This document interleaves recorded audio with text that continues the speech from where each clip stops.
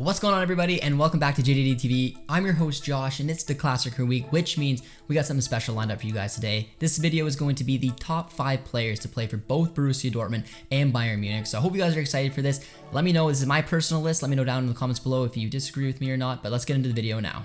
Number 5, Mario Gotze. Number 5 on my list is Mario Gotze, a player who does still mean quite a deal to me. He was one of the big reasons I got into Borussia Dortmund. It was my first favorite player at the club.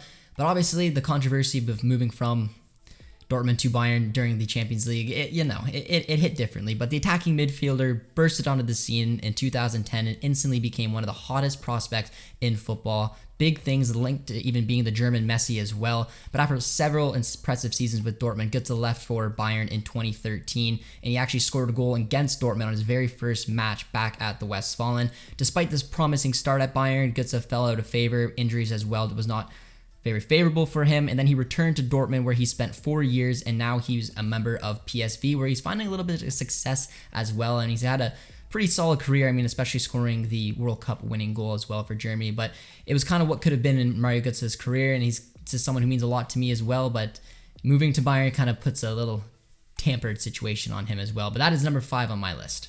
Number 4, Jurgen Kohler. Number 4 on my list is Jurgen Kohler, and he's a player that I would have absolutely loved to have in the Borussia Dortmund side this year. I think he'd have been a real asset to that center back position as well. But he was one of the best defenders in the 1990s, and he was a World Cup winner, and he spent 2 seasons at the start of the decade with Bayern, winning 1 Bundesliga title before joining Juve.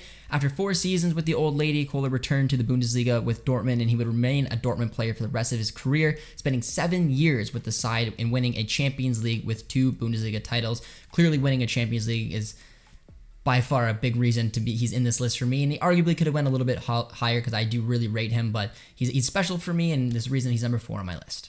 Number 3, Mats Hummels.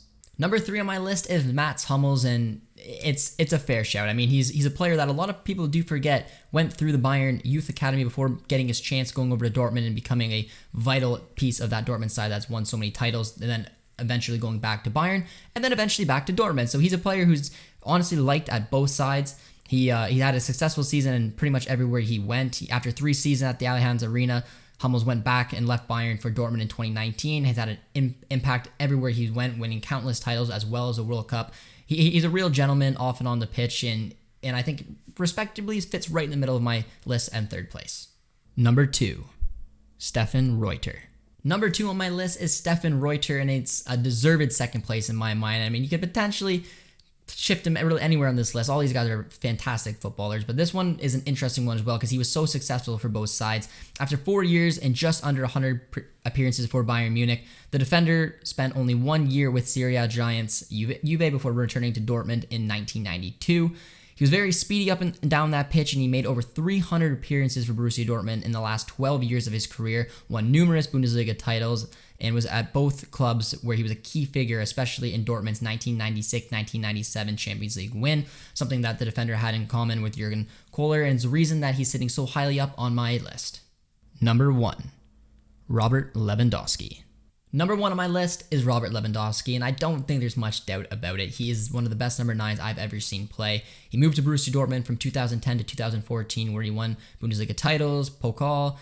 He was just scoring goals left, right, and center before getting that free transfer to Bayern, where he really didn't slow down. He started speeding up because he's hit sensational records. He's broken countless Bundesliga titles, Pokals, Champions League. He got ripped off for the Ballon d'Or in 2020 and potentially even in 2021. He is an absolute goal machine. He deservedly is number 1 on my list, and I don't have much more to praise Lewandowski because I just, I don't really want to.